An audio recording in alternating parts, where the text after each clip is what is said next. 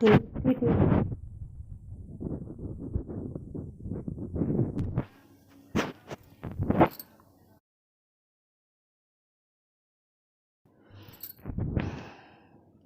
చూసారు కదా, మినపగుళ్ళు, శనగపప్పు, ఆవాలు, ఎండుమిర్చి నేను వేసానండి తాలింపుకి.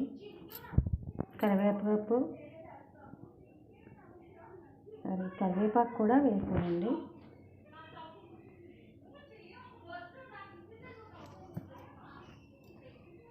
ఇవి కొబ్బరి ముక్కలండి.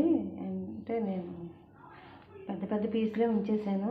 చిన్న చిన్న ముక్కలుగా కట్ చేసుకోవాలండి. పెద్ద పెద్ద పీసులు అయితే తొందరగా నలవు. అయితే నేను ఇందులో రుబ్బేటప్పుడే వెల్లుల్లిపాయ, జీలకర్ర కూడా వేసానండి. అందులో అదంతా కొబ్బరి ముక్కలన్నీ మెత్తగా, ఎండుమిర్చి పచ్చివే అండి, వేయించలేదు.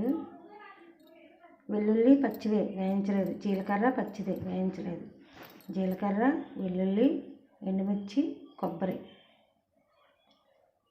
తగినంత రుచికి సరిపడా సాల్ట్ వేసేసి మొత్తం నేను మిక్సీ పెట్టేశానండి.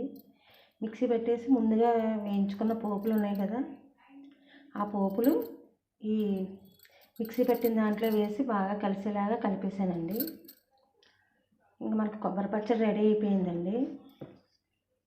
ఇలా అయితే టేస్ట్ బాగుంటుందండి పచ్చడి.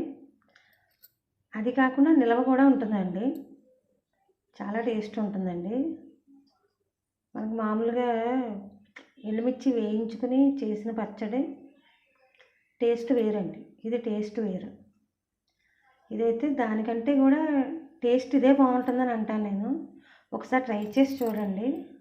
ఎండుమిర్చి ఫ్రై చేయకుండా పచ్చడి చేసి చూడండి. అంటే తాలింపు వేసుకోవాలండి.